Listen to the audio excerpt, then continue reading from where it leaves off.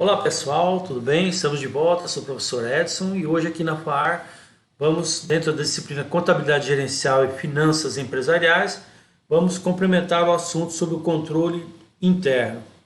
Então programamos a nossa aula da seguinte forma: vamos complementar então sobre as categorias de controle interno, falar sobre as limitações que podem ocorrer na implantação deste controle, avaliar o controle interno dentro das organizações, falar sobre a importância do controle para os gestores na hora de implementar, na hora de maximizar aí resultados, processos, e terminamos então falando sobre os diferentes centros de controle. Espero que você possa usar bem esse conteúdo aí para o seu aprendizado e formação.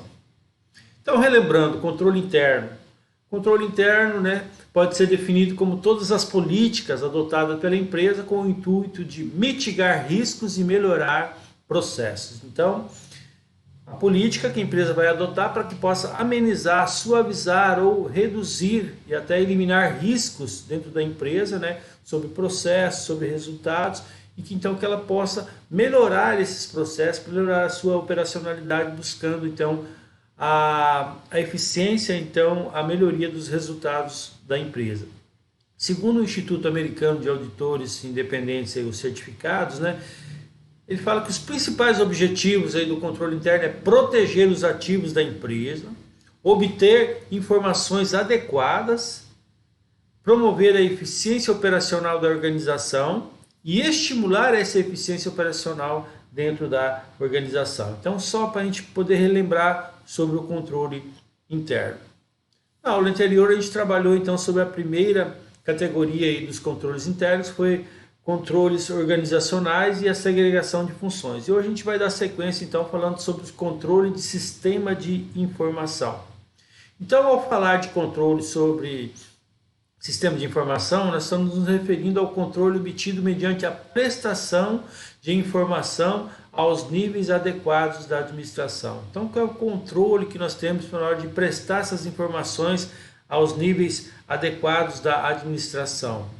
Então, quando o planejamento e o controle das operações depende do conhecimento que a administração tem da atividade e das operações, tanto atividades passadas, presentes e futuras. Então, na hora de fazer esse planejamento, vai depender muito qual é o conhecimento que a administração tem dessas atividades operacionais, daquelas que já aconteceram, das que estão acontecendo e do planejamento para as futuras. Então, vai depender muito desse conhecimento.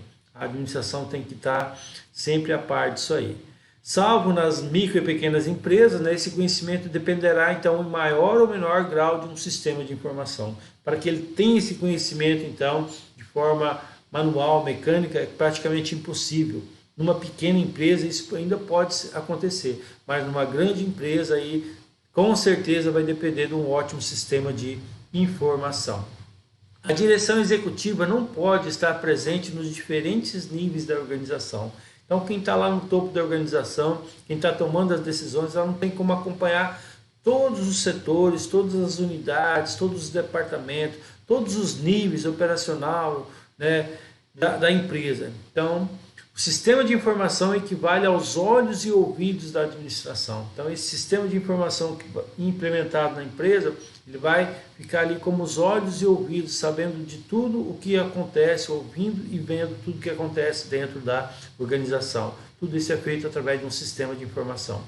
Característica que distingue empresas bem-sucedidas é a qualidade das informações de que dispõem os responsáveis pela tomada de decisão. Então, o que distingue uma empresa bem-sucedida da outra é a qualidade das informações que municiam, que alimentam as tomadas de decisões daqueles que estão no alto executivo da empresa. E sobre os controles de procedimento, então. Controle de procedimento. Ao falar de controle de procedimento, referimos-nos ao controle obtido mediante a observação de políticas e procedimentos dentro da organização. Então, controle de procedimentos, vamos verificar isso. Quais são as políticas adotadas pela organização? Quais são os procedimentos que a organização está adotando? Então, elaborar o plano de organização é de importância vital para que o pessoal compreenda claramente as suas funções de responsabilidade. Então, como que um colaborador, como que um chefe de seção, um gerente, um diretor vai saber claramente quais são as suas funções e responsabilidades. Se ele não tiver, então, um plano de organização, é vital importância, porque a empresa tenha isso que leve a conhecimento desse colaborador. Sendo conveniente que existam normas e procedimentos devidamente documentadas. Importantíssimo isso aqui. Não pode, então, fazer uma reunião e jogar no ar, a função sua vai ser essa. Não, tem que estar documentada, tem que ter os manuais, tem que ter o regimento interno, tem que estar devidamente documentado as rotinas daquela função, o perfil daquele candidato a ocupar essa função. Então tem que estar documentado. Então, alcançando assim a eficiência operacional e que se atinge então objetivos empresariais. Então, qualquer objetivo aqui que tem que ser alcançado, a eficiência dessa operação nesse departamento, nesse setor, nessa função específica, né? E com isso, lógico, vai se atingir os objetivos empresariais. Algumas características desejáveis, então, do controle de procedimentos é que eles sejam adequados à estrutura organizacional. Então, não vou jamais colocar aqui um controle que não adequa com a estrutura, com a realidade da organização. Então ele tem que ser adequado com a estrutura, então conhecer o porte, conhecer então a atividade, ele vai ter que ser adequado à estrutura da organização. Que sejam bem definidos e documentados, definir certinho qual é os procedimentos, quais são as políticas e documentá-los. Que se mostrem fáceis de interpretar e de aplicar. Então, lá no setor operacional, o cara que vai pegar esses procedimentos, essas políticas, então vai ter que ter uma fácil interpretação para ele, e também que ele possa aplicar de maneira fácil. Então há dois tipos de controle de procedimentos. Primeiro, o procedimento de fluxo de documentação, que são os incorporados no sistema de processamento de transações. Então, aqueles que incorporam ao sistema de processamento de transações. Esse é o primeiro, o procedimento de fluxo de documentação. Qual é o fluxo da documentação dentro da organização? Então nós temos aqui, por exemplo, revisão de cálculos de soma de um contrato de financiamento. Então vai ser feita uma revisão ali, é um exemplo aí de um fluxo de documentação. O outro é o procedimento de controles independentes, ou seja, são aqueles estabelecidos pela administração, que independem das rotinas e procedimentos das transações que ocorrem dentro da organização. Então, a conciliação bancária, uma auditoria interna, então isso é um procedimento que é implementado pela alta administração. Então, ela chega ali com uma auditoria, fazer um exame, vamos fazer uma conciliação aqui da movimentação dos saldos para ver se está batendo, dentro das carteiras financeiras e outras mais. Então, são os dois tipos aí de controle de procedimento. O grau de descentralização de decisão adotado pela administração é um fator relevante que se deve ser considerado no estudo e na avaliação do sistema contábil de controle interno. Então, algo muito importante que precisa ser visto é o grau de descentralização. O que é isso? A departamentalização, ou seja, outorgar autoridades, responsabilidades, fazer com que tenha hierarquia dentro da organização e que seja descentralizado, que a decisão não seja tomada unicamente por uma pessoa, mas que seja então delegada às demais pessoas. Esse grau de descentralização é um fator relevante que tem que ser considerado então na hora que se avalia um sistema de controle interno. Quais são as limitações inerentes a um sistema de controle interno? Então vamos ver aqui algumas limitações que podem ocorrer dentro de um sistema de controle interno. Então, na aplicação da maioria dos procedimentos de controle, pode ocorrer o que? Falhas. Claro, está sendo operado por pessoas humanas, então pode ocorrer falhas, resultando do que? Entendimento precário. Pegou a norma, aquela norma não obedeceu um princípio que foi colocado lá atrás, ela não está de fácil entendimento, de fácil aplicação. Então, houve um entendimento errado dessas instruções. Houve um erro de juízo, então a pessoa pegou e julgou que era dessa forma, mas interpretou de forma errônea. Então descuidos e outros fatores humanos, porque querendo ou não dentro da organização, os colaboradores são todos um fator humano, então pode acontecer falhas. Então essa é a primeira das limitações que pode ocorrer inerente ao sistema de controle interno. Outra aqui, os procedimentos de controle cuja eficácia depende da divisão de funções podem ser burlados mediante conivência. Então, a empresa pode até ter uma descentralização, uma hierarquia, Mas se houver conivência de um departamento com o outro, ou de um responsável para com o outro, então, havendo uma conivência aí, então pode haver, então, burlar, né? Burlar os resultados, burlar, então, as demandas que um departamento busca do outro e pode, então, levar a prejuízo esse tipo de limitação. Erros ou irregularidades cometidas pela administração, né, com estimativas e juízos inadequados na elaboração das demonstrações financeiras, dos orçamentos, dos fluxos de caixas, pode se mostrar ineficaz nos procedimentos de controle. Então, erros e irregularidades, então, até da alta administração, na hora de fazer uma estimativa ou um juízo inadequado, né, interpretando as demonstrações financeiras de forma equivocada, pode levar a prejuízo. É outra limitação que pode ocorrer. Os custos de controle interno não devem superar, né, os benefícios por ele esperados. Então, verificar também isso aqui, a questão do custo e benefício. São as limitações aí que nós vemos poder encontrar na hora de implementar um sistema de controle interno. Agora, quanto à avaliação, né? O controle interno e a sua avaliação. Então, os controles internos devem assegurar que as várias fases do processo decisório e de fluxo de informações se revistam de necessária confiabilidade. Então, é necessário que um controle interno que vai ser implementado na empresa, ele seja confiável, que as pessoas que vão operacionalizá-lo ali possam entender de forma correta e também é confiável para aqueles que vão usar esse controle, né? É possível resumir os controles internos por meio da natureza e de seus objetivos. Então vamos ver aqui, ó, natureza e objetivo. Então a natureza complementa. Qual que é o objetivo? Assegurar que tudo que deveria ter sido executado, registrado, decidido, providenciado, informado, isso de fato foi e ocorreu. Então esse é o primeiro aqui item que a gente pode resumir nesse controle interno, quanto à natureza, né, e objetivo.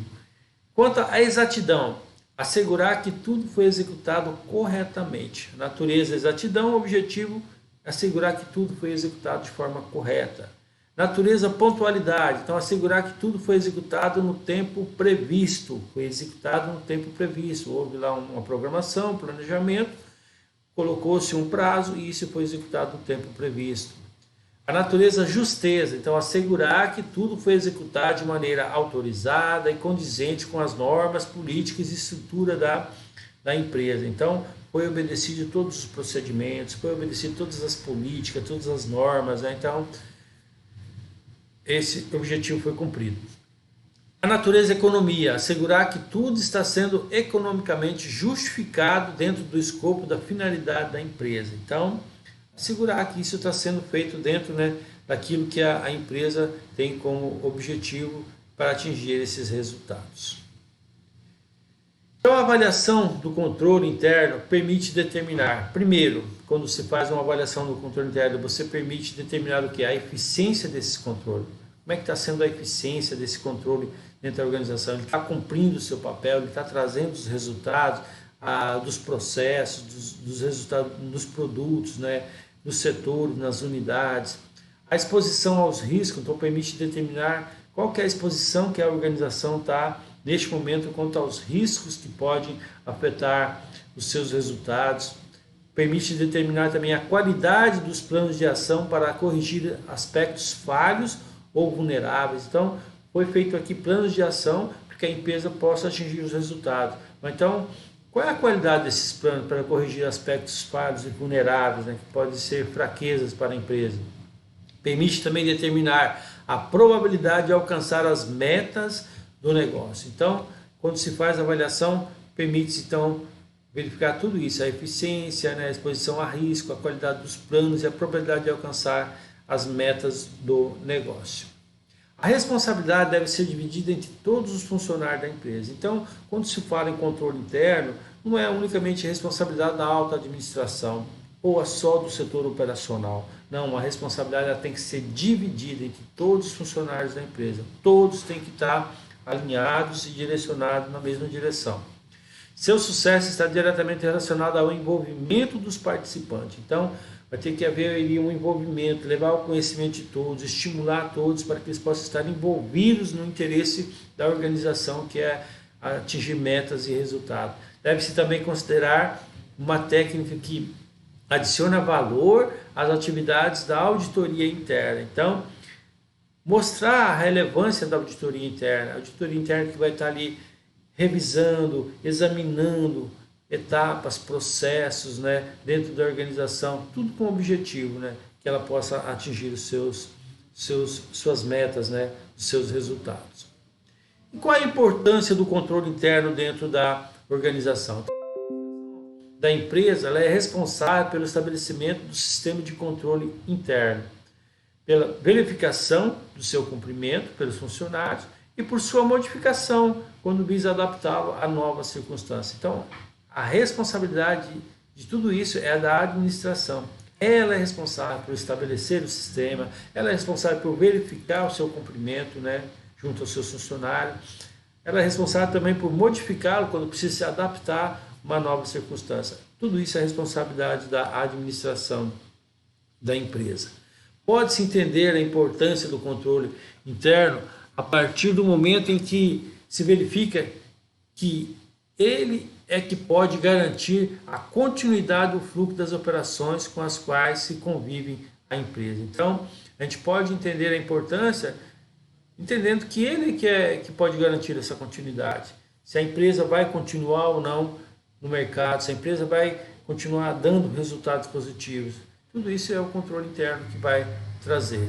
Nesse contexto, a contabilidade dos resultados gerados por tal fluxo assume vital importância para os empresários que se utilizam dela para a tomada de decisões. Então aí já entra a contabilidade como uma excelente ou fundamental, vital ferramenta, né? A contabilidade dos resultados, né? Para que possa então auxiliar nessa implementação. Com isso, pode-se entender que toda empresa possui controles internos. Em algumas elas são adequados, em outras não. Então, de uma forma ou outra, desde aquele caderninho que aquele empresário, aquela empresa familiar, o cara tem, organiza, é uma forma de controle. Só que aí vai depender do tamanho da empresa, da sua estrutura, qual tipo de controle. Então, o controle manual, o controle ali, físico não vai ser possível, então ele vai precisar de um sistema de informação. Todas as empresas, de uma forma ou outra, elas possuem. O que vai, então, determinar a sua eficiência ou não, né, é a forma como ele está sendo executado.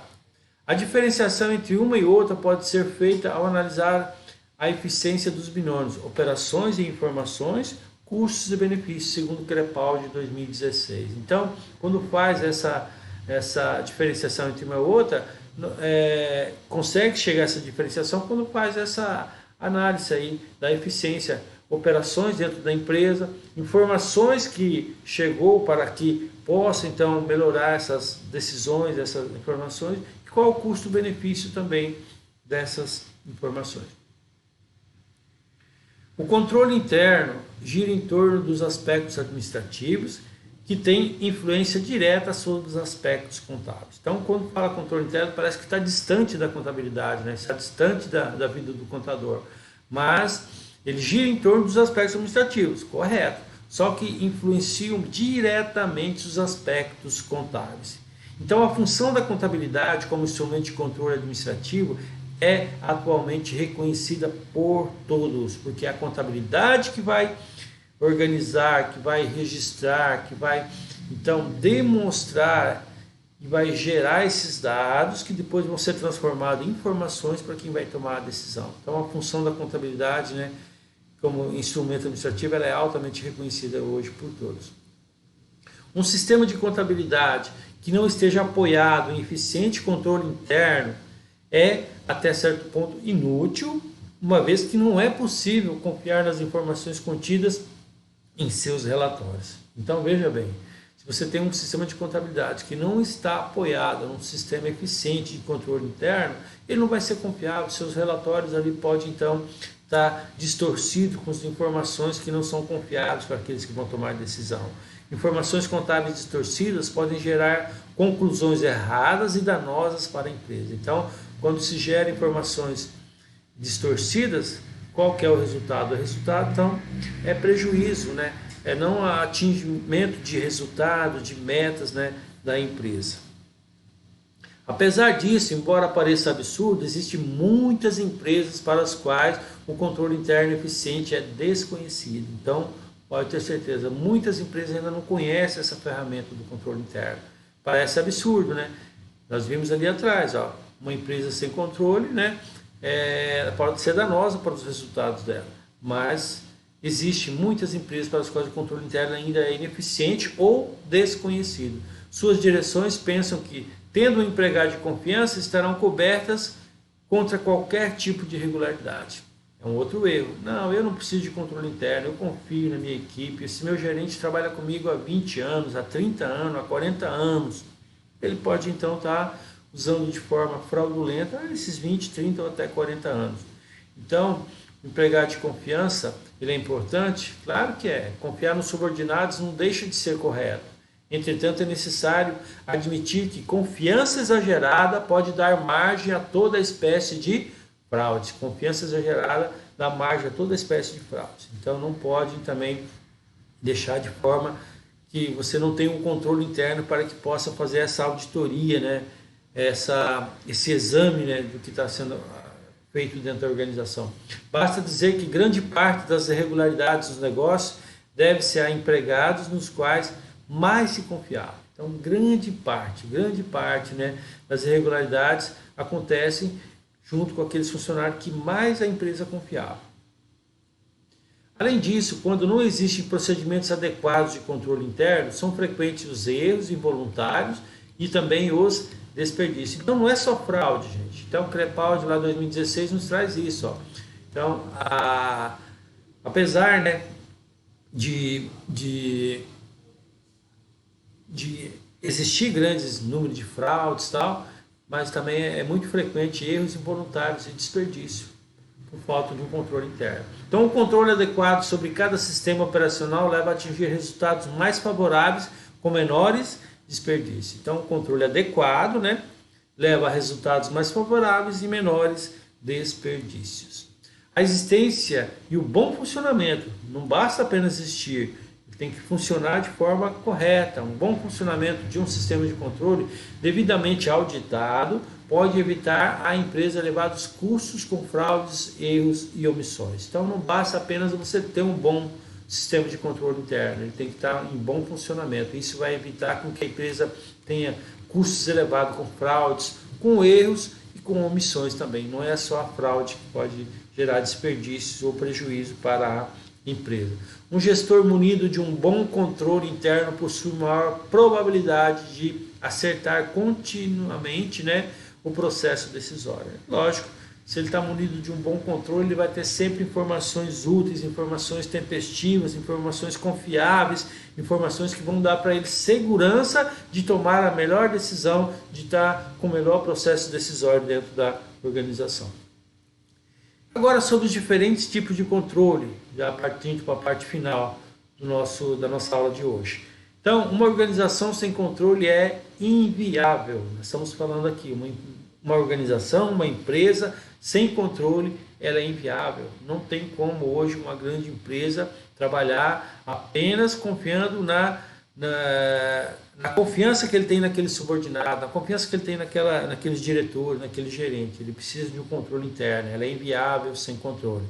Um sistema de controle mede, então, a eficácia com que as decisões são traduzidas em resultados. Olha que importante, ó. Mede a eficácia com as suas decisões são traduzidas em resultados. Trata de influenciar o comportamento dos indivíduos no interesse da empresa. Então, os centros de controle, né, os controles internos, eles tratam de influenciar o comportamento. Então, se o subordinado ali, os colaboradores sabem que os objetivos da empresa é atingir aquela meta, né, aquele nível, aquele número, então isso vai influenciar para que esse comportamento vai corroborar para que eles possam atingir então o interesse da empresa de chegar nesse resultado. O sistema de controle consiste em elementos formais e informais. Então, dentro do controle nós temos sistemas formais e informais. Os formais são as regras, procedimentos estabelecidos, políticas, tal, né, dentro da empresa. Os informais incluem então a tradição, a prática herdada do passado e a cultura da empresa. Pode ter também, entendeu? Dentro do sistema de controle, os formais são os conhecidos, né, os documentados, né, procedimentos, políticas, né, mas também pode ter os informais, que é a tradição, como venha sendo tratado, né, durante as gerações dessa empresa.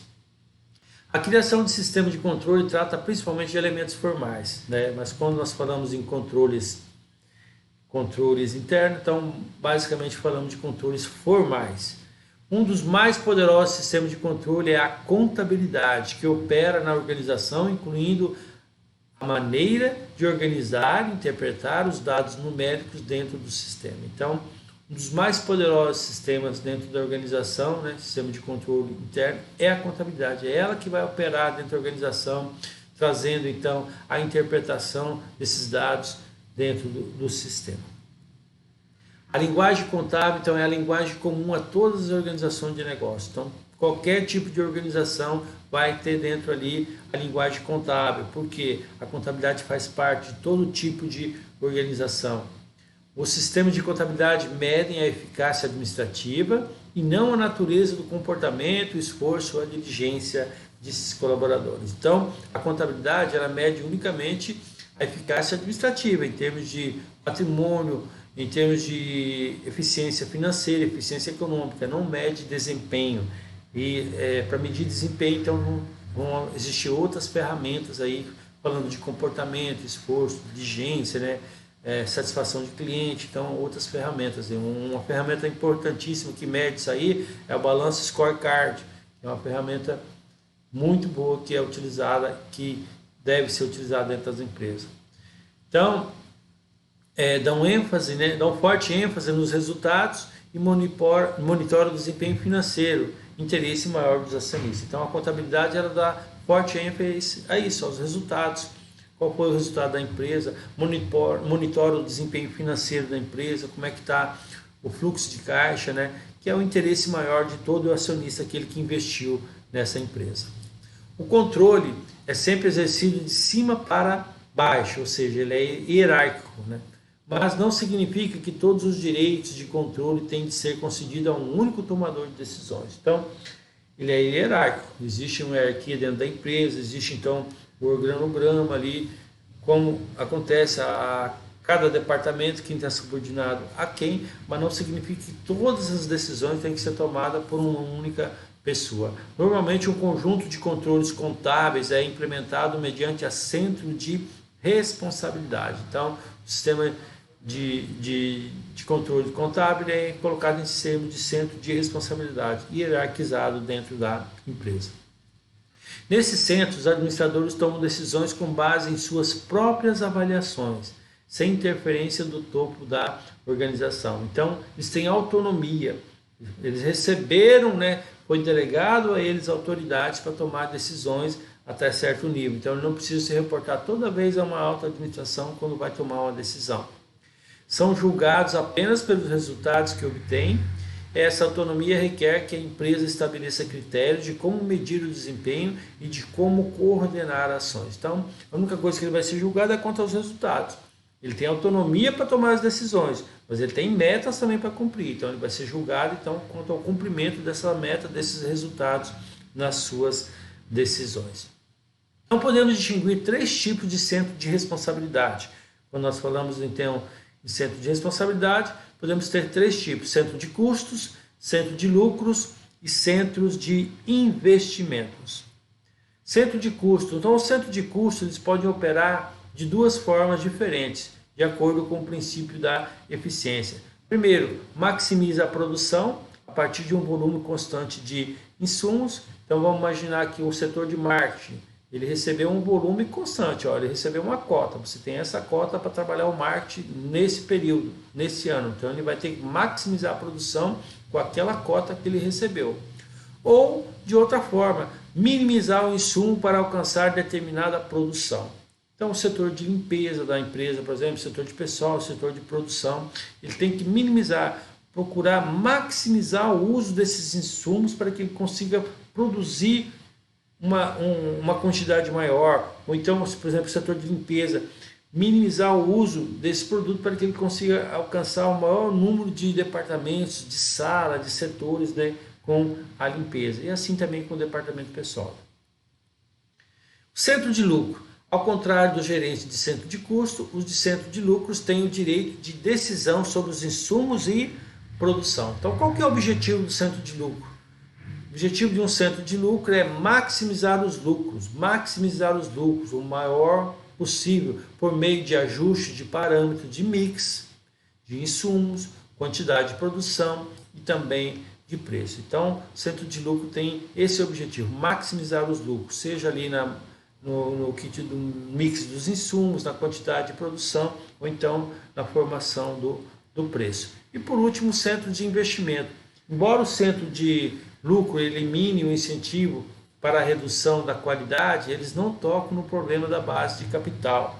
Então isso pode levar a desperdício de recurso e também, né, pelos departamentos. Então os centros de lucro, eles não falam sobre investimento. Então, se tivesse um investimento ali, um aporte, né, para se investir numa máquina, um outro sistema operacional, poderia então evitar desperdício. É útil, portanto, conceder aos centros o direito de tomar suas próprias decisões de investimentos, ou seja, alocar determinados fundos para projetos. Então, é defendido aqui que os centros, né, centro de lucro, centro de custo, tenham, né, autonomia e direito de tomar suas próprias decisões quanto a investimento. Então, alocar ali um determinado valor, uma dotação de valores para que eles possam, então, como um fundo, né, para que possam implementar esses projetos. Esses chamados centros de investimento são avaliados em termos de parâmetros de desempenho, que incluem o uso de capital para desempenho. Como que então ele é avaliado? Um método comumente usado é o retorno sobre o investimento, para determinar a rentabilidade relativa de um centro de investimento. Então, como que ele é avaliado? Então, vai usar aquela taxa de retorno de investimento para ver qual que é o retorno que esse investimento vai trazer para a empresa. Ele vai ser viável? Ele não vai ser viável? Então, esse é o método que é comumente usado aí sobre os investimentos. O retorno é o lucro dentro de uma unidade de tomar decisão em relação à sua base nominal, então, aos seus ativos. Então, hoje encerramos então essa matéria sobre o controle interno. Espero que você esteja bem e nos vemos aí nas próximas aulas. Que Deus te abençoe. Um forte abraço.